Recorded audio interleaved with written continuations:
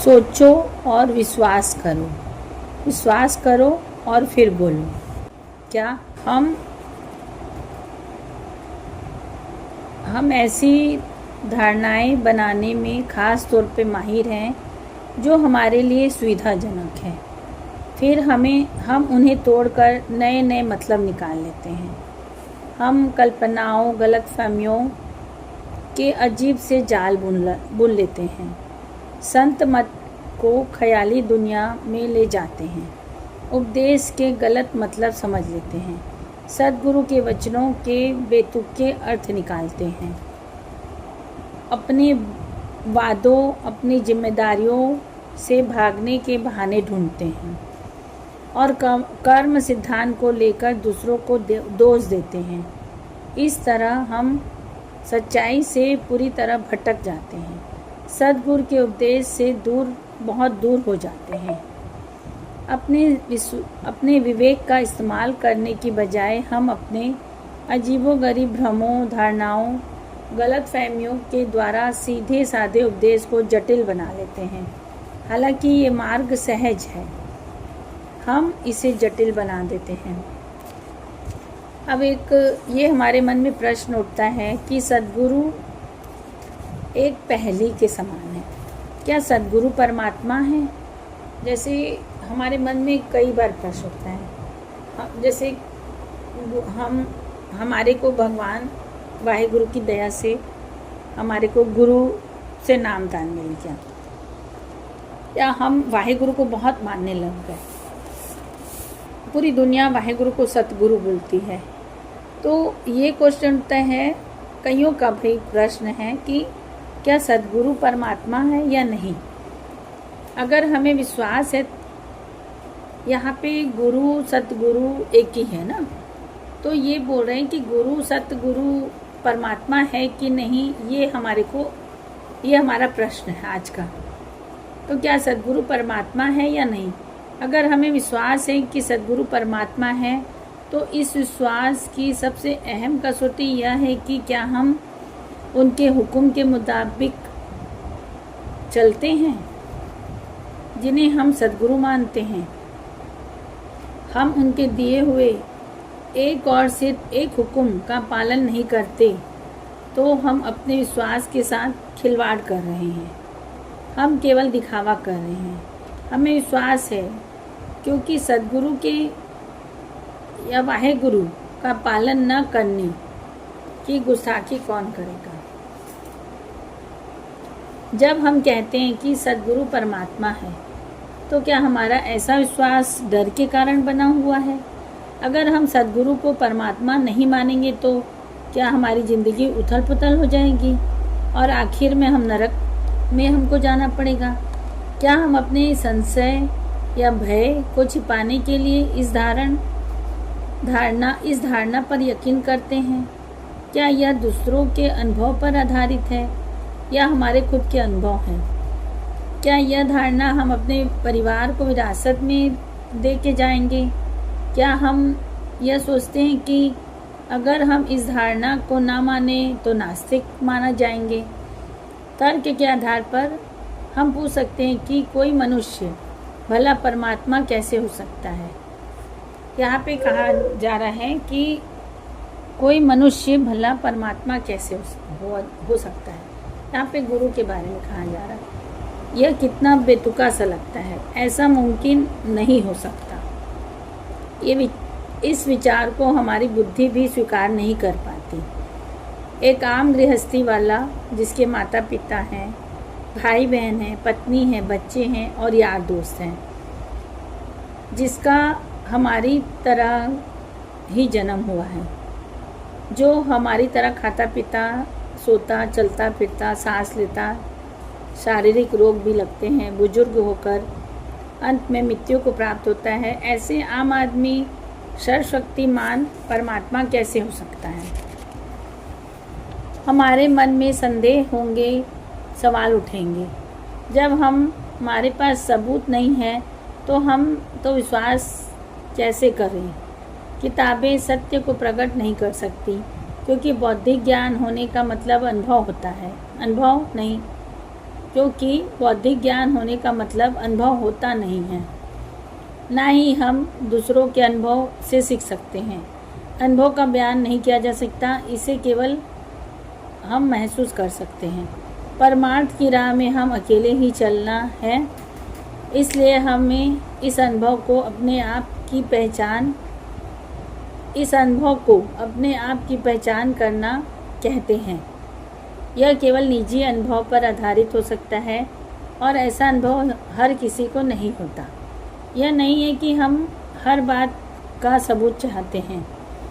हम तो इस रचना और रचना करने वाले को लेकर भी सवाल उठाते हैं कि फिर हम बिना किसी ठोस सबूत के विश्वास कैसे करें।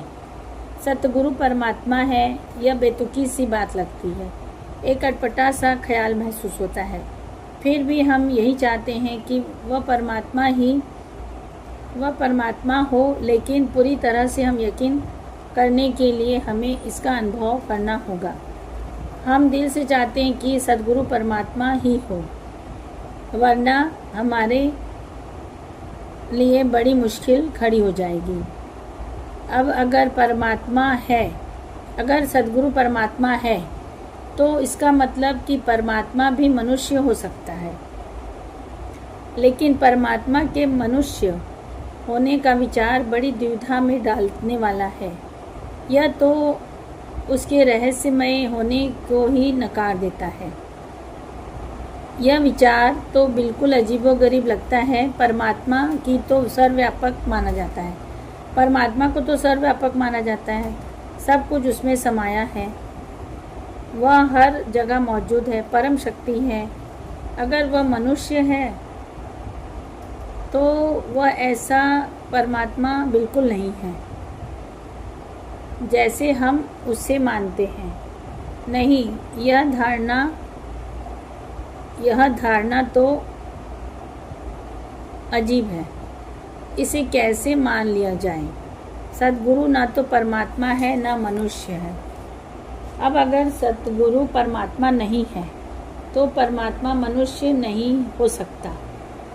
अगर सद्गुरु परमात्मा नहीं है और परमात्मा मनुष्य नहीं हो सकता, तो फिर एक और धारणा के बारे में क्या ख्याल है कि मनुष्य में परमात्मा बनने की ताकत है और मनुष्य रूहानियत की ऊंचाइयों तक पहुंचकर परमात्मा से एक रूप हो सकता है। जरा सोचो, अगर हम थोड़े से आशावादी होकर विचार करें तो हमें जरूर लगेगा कि इस धारणा में कुछ तो दम है।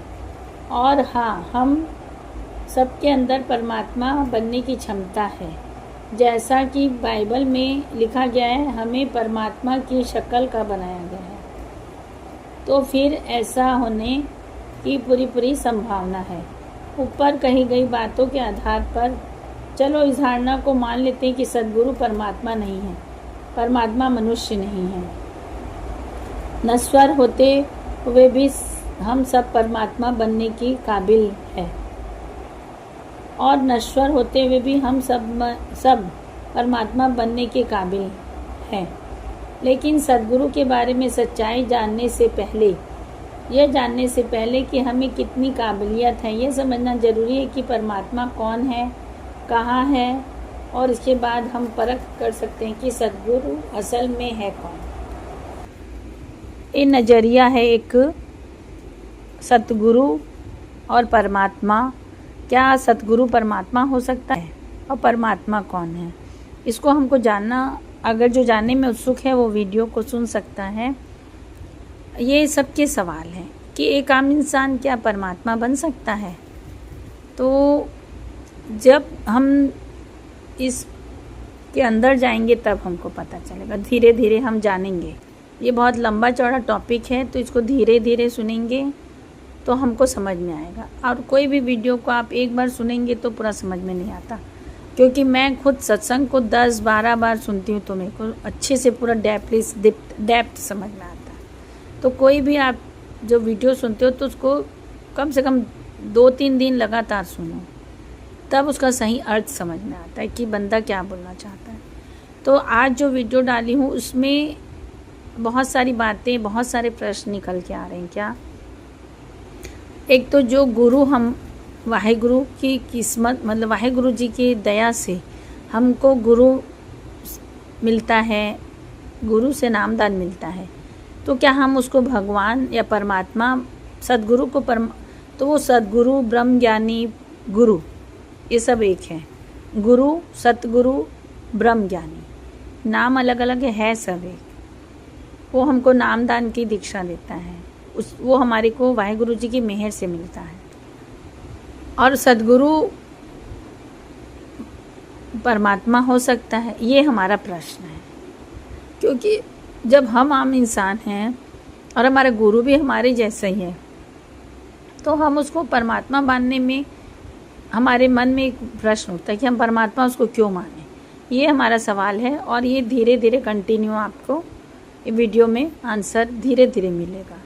मैं छोटे छोटे वीडियो डालूँगी ताकि अच्छे से समझ में आ सके, क्योंकि हमको